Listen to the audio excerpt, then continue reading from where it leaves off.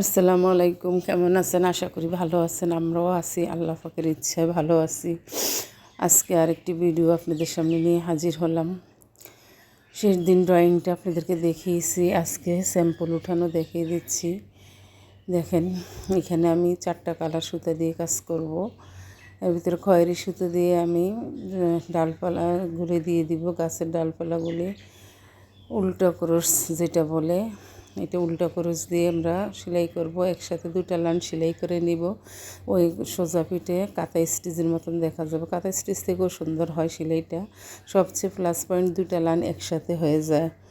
দেখতে থাকেন কিভাবে আমি সেলাইগুলি কমপ্লিট করি। এইভাবে পুরো ডালটা আমি দিয়ে নিব। যতগুলি লতা আছে লতাগুলি আমি কমপ্লিট করে নিব। আপনারা আশা করি সবাই দেখেন, কম বেশি সবাই ভিডিও দেখেন। যারা যারা আমার এই ভিডিওগুলো দেখেন, ভালো লাগে, মনের কোণায় একটুকু যদি ভালো লেগে থাকে আমার চ্যানেলটাকে সাবস্ক্রাইব করে পাশে থাকবেন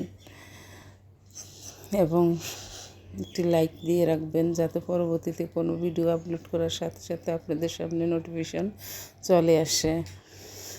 আসলে ব্যস্ততার মাঝে সব কাজ চালিয়ে নিতে হয়। মাঝে মাঝে ভিডিও দিতে পারি না, ভিডিও করলেও দেখা যায় ভয়েস দিতে পারতেছি না, ভিডিও এডিটিং তো সবসময় তো বাসায় তো আছে রুটিনদারি কাজ। তারপর দেখা যায় গেস্ট, সবসময় গেস্ট থাকে, কেউ না কেউ একজন থাকে। হয়তো ভিডিও এডিটিং শেষ করেছি, ভয়েস দিব, এই সময় দেখা যাচ্ছে কেউ চলে আসছে আর ওই কাজটা হয় না। সেদিন সারাদিন আর ওইটা ওইভাবে রেখে দেওয়া হয়। তারপর দেখেন এইভাবে কাজটি শেষ করি। আমরা যারা গৃহিণীদের কাজের তো কোনো শেষ নেই। তাছাড়া বাচ্চারা বাহিরের খাবার তো অনেকটা খায় না, দেখা যাচ্ছে ঘরের খাবারগুলো হোমমেড তৈরি করতে হয়। হোমমেড খাবারগুলি তারা বেশি পছন্দ করে, তাদের জন্য হোমমেড খাবার তৈরি করার একটা প্যারা থাকে। তবে দেখেন এইভাবে আমি পুরো লাইনটা শেষ করে দিলাম। আমি সাধারণত কাজ করি ফ্রাইডের শাড়ির উপরে। ফ্রাইডের শাড়িগুলি কেটে 2 পিস আকারে বের করে নিই। একটা শাড়ির থেকে একটা ওড়না ও একটা জামা হয়। অনেক আপুরা বলেন যে আপু শাড়ির এইটা কিসের উপরে কাজ করতেছেন, এটা কী কাপড়? তাদের জন্যই বললাম যে এটা ফ্রাইডের কাপড়। আমি চিটগং থাকি, আসলে ফ্রাইডের কাপড়গুলি চিটগং পাওয়া যায় না হাতের কাজের জন্য, তাহলে আমি রাজশাহী থেকে আনি। একটা শাড়ির দাম 500 টাকা করে পরে। অনেক আপু কমেন্ট করছেন যে আপু শাড়িগুলি কত করে নেন? একটা শাড়ির দাম 500 টাকা। যেহেতু আমি চিটগং থেকে আনি, যার মারফতে আনি, যেহেতু ফ্রাইডের শাড়িগুলি অনলাইনে দেয় না, তাহলে দেখা যাচ্ছে রাজশাহীতে যে আমার এক পরিচিত থাকে, তার কাছে টাকাগুলি বিকাশ করি। তারপরে ও দোকানে যায়, ওখানে গিয়ে আবার ও ভিডিও কল করে, আমি কালারগুলি পছন্দ করে দেই। ওরও একটা হাত খরচের টাকা আমাকে দিতে হয়, ও যাওয়া আসার একটা খরচ দিতে হয়, তারপরে বিকাশের খরচ দিতে হয়, অনলাইনে কাপড়গুলি আনার খরচ দিতে হয়। সব কিছু মিলিয়ে দেখা যাচ্ছে যে কি আমার একটা শাড়িতে 600 টাকা খরচ পড়ে। দেখেন এই যে এইভাবে আমি পুরো লতাটা মাছ কাটা ফোর যেটা বলেন বা আমরা উল্টো ক্রস বলি, সেটা দিয়ে করে নিছি। তারপরে ফুলটা করব। ফুলটাতে প্রথম দেখেন আমি কিভাবে কাজ করে নিয়েছি। সবগুলি গমপুর। আসলে গমপুরটা আপনাদেরকে কয়েকবারও দেখানো হয়েছে, এই জন্য আজকে আর এই ভিডিওতে গমপুরটা দেখানো হয় নাই। তারপরে দেখেন গমপুর দিয়ে তারপরে আমি এইভাবে সেলাই করে নিচ্ছি। এই যে এইভাবে সেলাই করে তারপর ফুলের চারপাশে একটা আউটলাইন দিয়ে নিচ্ছি। আউটলাইনটা করার পর তারপরে দেখেন এটা এক আপা কমেন্ট করে বলেছেন, আপা আপনি তো অমুকের ভিডিও দেখে করেন। আসলে আপা অমুকের ভিডিও দেখে করি না, তারপরও দেখা যায় কিছু ধারণা তো নেওয়াই প্রয়োজন। তারপরে দেখেন আমরা যারা সেলাই জানি তাদের সামান্য একটু ধারণার থেকে সব হয়ে যায়। যারা মোটেই জানেন না তাদেরকে অনেকবার ধরে ধরে দেখাইলেও তারা পারবেন না। আমাদের ধারণা আছে। আমি আজকে থেকে কাজ করি না, আমি প্রায় এই কাজগুলি অনেক আগের থেকে আমার বিয়ের আগের থেকে আমি বিশেষ করে ব্লকের কাজগুলি করতাম এবং স্টুডেন্টকে শিখাতাম। এখনও যেমন আমি কাটিং স্টুডেন্টকে শিখাই। এই হাতের কাজগুলি করোনার আগেই শুরু করেছি। করোনার ভিতরে আমার আশেপাশের মেয়েদেরকে নিয়ে, তারপরে ওরা দেখা গেছে শুয়েও ধরতে পারতো না, ওদেরকে আমি ধরে ধরে হাতে কাজগুলি শিখিয়েছি। শিখে আজকে তাদেরকে দিয়ে আমি এই কাজগুলি করি। হয়তো ভিডিও বানানো হয় নাই বা তখন ভিডিও করব এই ধরনের চিন্তা চেতনাও ছিল না, অফলাইনে কাজ করতেছি, অফলাইনে কাজ করব। পরে দেখা যাচ্ছে এখন এক সময় এসে যে না, আসলে এখন হচ্ছে প্রযুক্তির যুগ, আমাদেরকে দেখা যাচ্ছে যে কি আমরা অনলাইনেও কিছু বিজনেস করতে পারি। অফলাইনে তো আছে, সাথে অনলাইনের একটা বিজনেসের জন্য আমরা এখানে, তাই ভিডিওগুলি আপনাদেরকে দেখাচ্ছি। আর আপনাদের সাথে ভালো লাগে, আপনারা যখন কমেন্ট করেন আপনাদের সাথে শেয়ার করতে ভালো লাগে, ভালো লাগার থেকেই করা। তারপর দেখেন যে যে কমেন্ট করেন আশা করি সবার উত্তর দেওয়ারই চেষ্টা করি। তারপর দেখেন আপু, এই যে মাঝখানে যে আমি সেলাইটা দিচ্ছি এটাকে শার্টিং সেলাই বলে।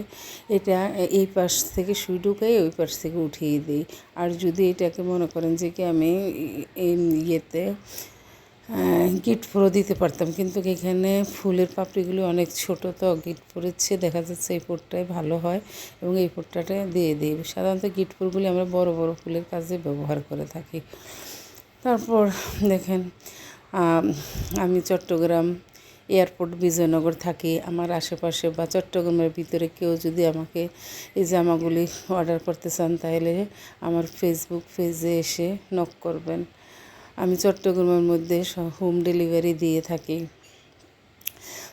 আপনারা জামা দেখে পছন্দ করে তারপরে দিয়ে আপনারা আমাকে ক্যাশ পেমেন্ট করতে পারবেন, এই সুযোগ আপনাদের জন্য আছে।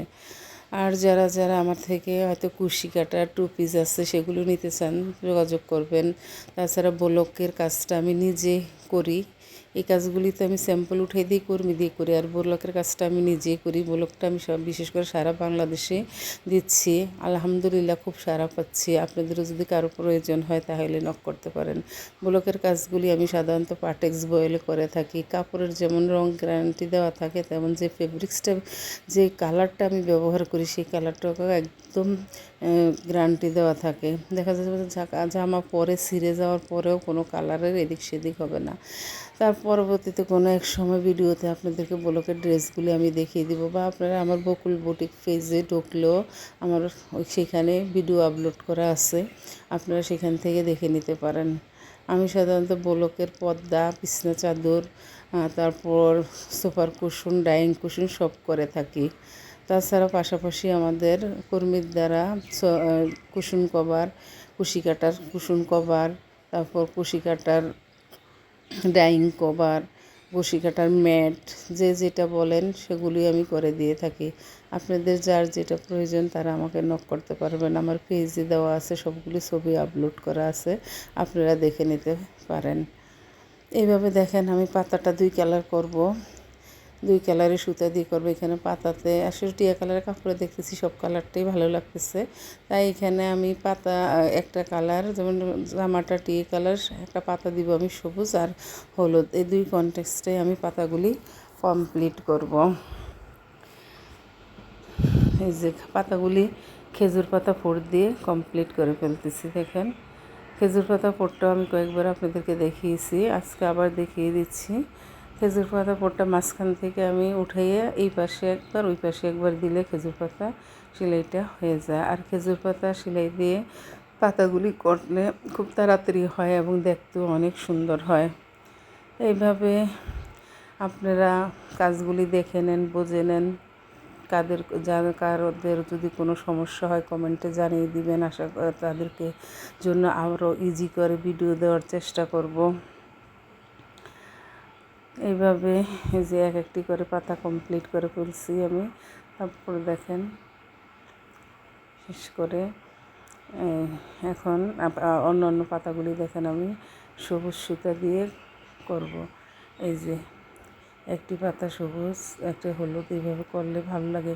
মাল্টি কালারের ড্রেস দেখতে অনেক সুন্দর লাগে। সুতার ম্যাচিংটা যদি সুন্দর করে দেওয়া যায় তাহলে পাতাগুলি সব ফুলটাই সুন্দর লাগে।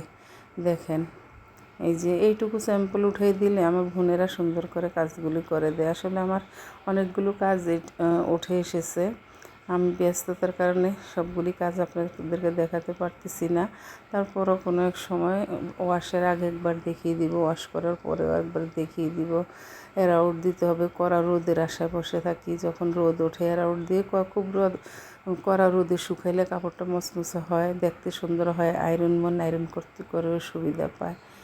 তো এই যে দেখেন, এইভাবে আমি এই যে খুব ধীরে এইভাবে আপনাদেরকে দেখিয়ে দিচ্ছি। অনেক আপুরা বলেন আপা এত তাড়াতাড়ি কাজ করেন, কি বোঝা যায়?